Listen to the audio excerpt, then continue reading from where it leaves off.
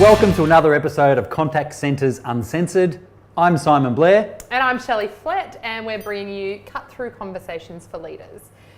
Hi, Simon. Hi, Shelley. Today's question, are you ready? Yeah, bring it. No rehearsal. This one's actually quite tame compared to some of our previous The ones. last one, yeah. So my question today is, where are you spending your time as a leader? Are you spending it on coaching, or are you spending it behind your desk running reports?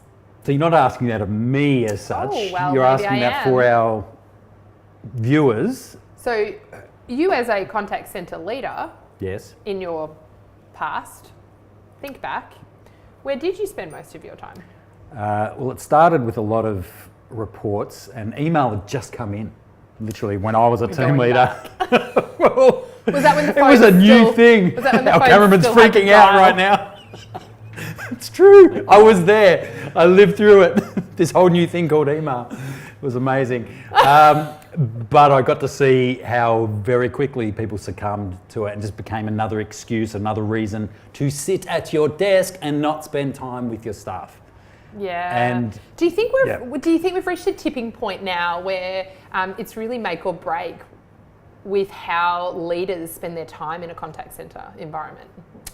Well, absolutely. Well, those where the contact centre is broken, where the service delivery, the sales experience, whatever your operation is whatever the output is, if you're just mediocre or average or inconsistent in the service output, trace it all back. I can guarantee you, common defining characteristic. If you or I walked into that operation today, what would we immediately notice and see and look out for?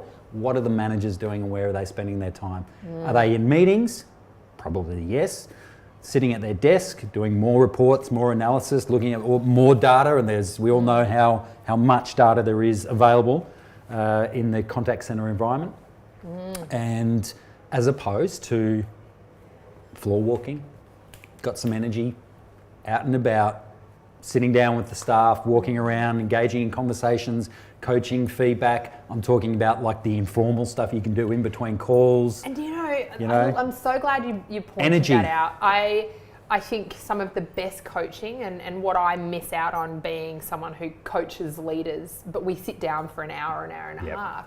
I think one of the most effective coaching opportunities is in the moment. So when I have my clients call Absolutely. me and say, I have this situation, I need to talk to you about it, and they bounce around their ideas. When I see that in a contact centre environment where, you know, I can come along and go, hey Simon, I just heard your call, can we have a conversation quickly? And I sit down beside you at your desk and I go, how did that go and what happened? Asking good questions.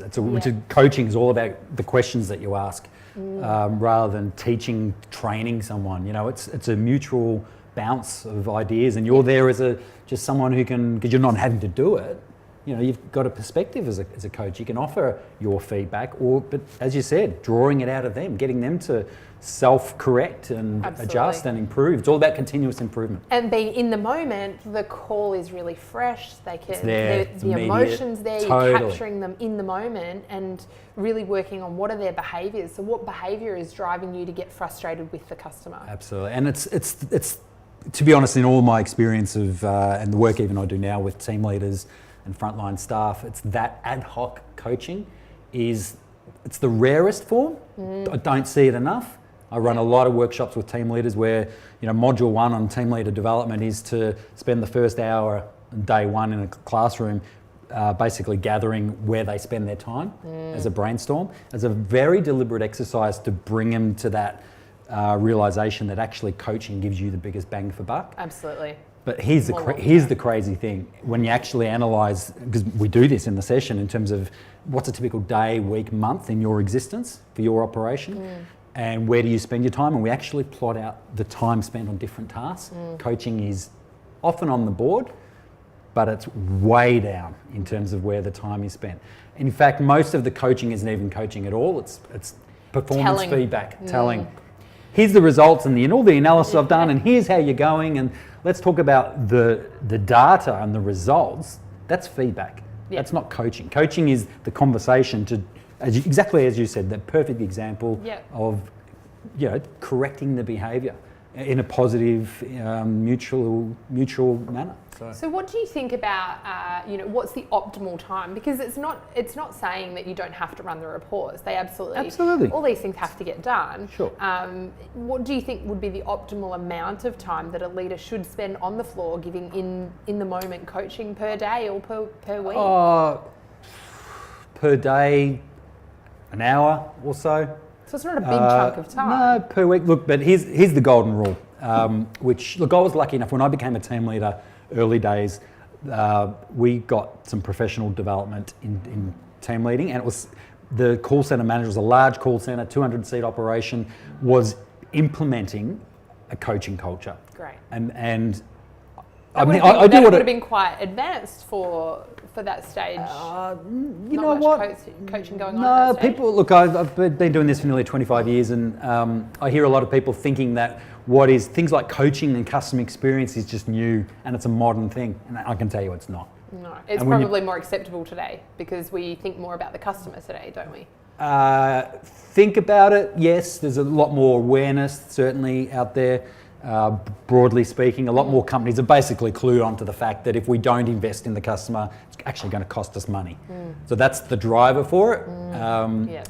As a commercial thing, that's hooked in people that wouldn't naturally come to that realisation or be drawn to that. And that's probably driven by the element of choice that we now have with our providers and who we can go to. So, you know, historically, a lot of the providers or the organisations that we dealt with were the only ones that could service us or supply us with what we needed. Absolutely. Whereas now there's just so much choice out there, and so we're competing for attention and we're competing for choice from the customer's point of view. Absolutely. And so you've got to have a point of difference. And customer-centric, employee-centric, culture and approach. And so coaching just dovetails so beautifully into both of those. It's an investment in your people. And here's the one thing I know in all my years in the contact centre game, your staff are craving, frontline, are craving your attention as a manager. And so too many managers fall into the trap, team leaders, of being busy, but in low value activity. And it's coaching is the single greatest activity. And to be honest, here's the rule of thumb, 80% of your time. 80% of your time should be spent invested in coaching and development activities. And 80% of the 80% should be spent being quiet. Listening. Asking good questions. That's the skill of coaching. Questions. It's a very unique skill, isn't it? So in your experience, Shelley, with I suppose your leadership training and management training, because coaching is one of those things that's now quite pervasive in the business world. Absolutely. And it's not certainly limited just even the front line. No.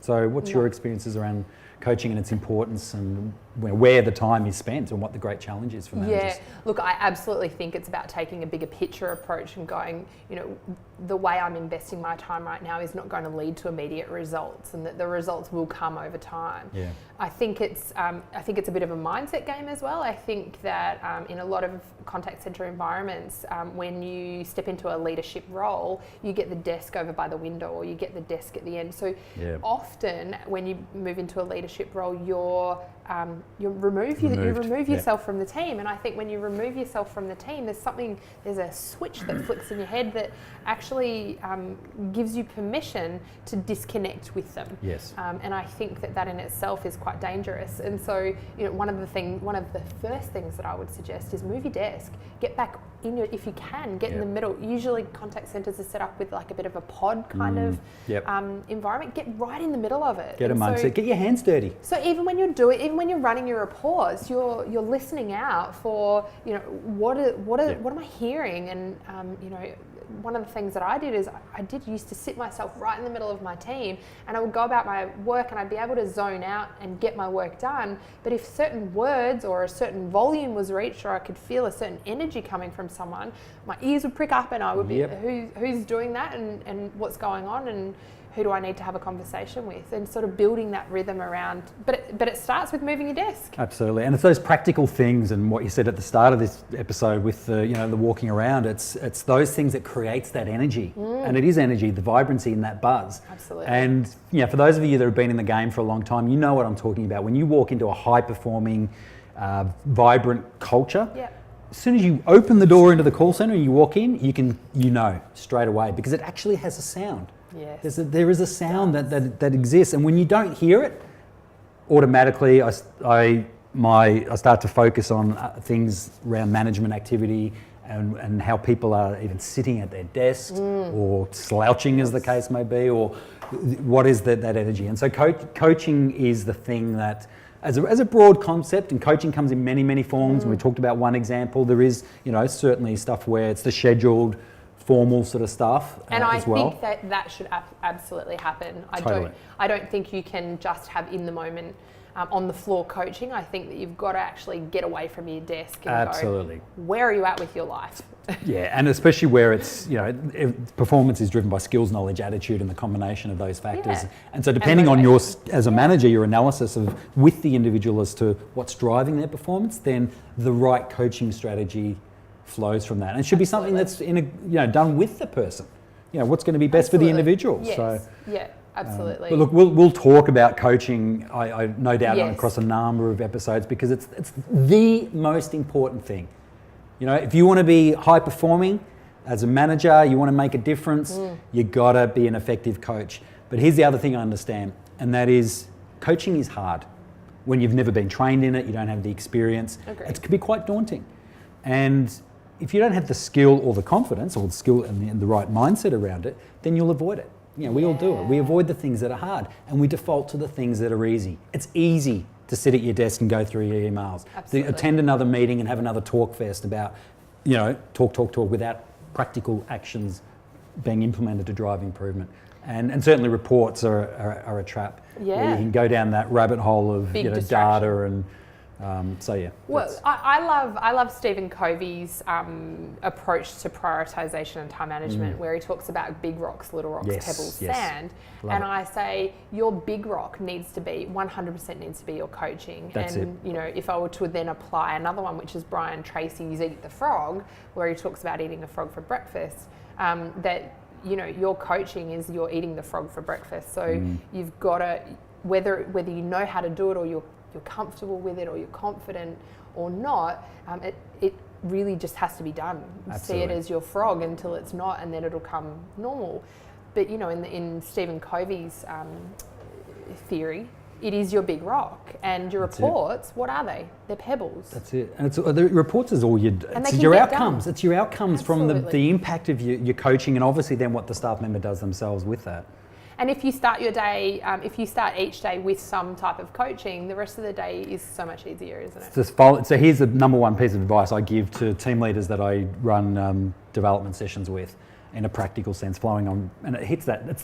Strikes at the heart of that time management, the big rocks stuff, which is whatever your big rock is, and this is so true in a call center environment because it's so busy, and the busyness of the day will suck you in. The most important thing, the first 2 hours of every day, do that. As soon as you get to work, first 2 hours, you're going to be coaching. Absolutely. Because guaranteed stuff will happen that gives you excuses, could be valid excuses, to just get things distracted. that you need to give attention to, Yeah. that distracts you from the big rock. Yeah. And so it needs a proactive, practical approach in terms of how you organise your time and priorities to get it done. And if you can't do it early in the morning, because I know in a lot of contact centres they've got that really lean staffing level at the beginning of the day. So sometimes it might not be practical, but to set time in your calendar that you block out that is sacred. Yeah. That absolutely. is not negotiable. That the CEO might get you to change, but no one else. And look, and that's the cultural stuff we're talking about from driven by the contact center manager and the leadership, where coaching has to be treated with such importance that, to be honest, the only way that system works is practical things like you've talked about. When the coaching session is scheduled, nothing else interrupts that. Yes. Yep. And and that's where, as a team, you've got a group of team leaders, they have to work in together in terms of the scheduling. Yeah. So because staff there'll be situations where there's escalated calls and new staff who aren't quite experienced, they need the team leaders' time and attention. Well, that's the quickest thing to destroy coaching. Yeah. If that person is engaged, that team leader is engaged in a coaching session, they cannot be interrupted. Absolutely. For any reason. some great advice, and I think that, you know, there's a lot of little pieces of information you can take. But, you know, thank you for, you know, having this conversation. I love having these conversations. They're so good, aren't they? But we'd love to get your questions. So please leave them below and share them with us, and we'll absolutely respond to you. And feel free to connect with either of us on social media as well. But thanks for listening. Definitely. Thanks, guys.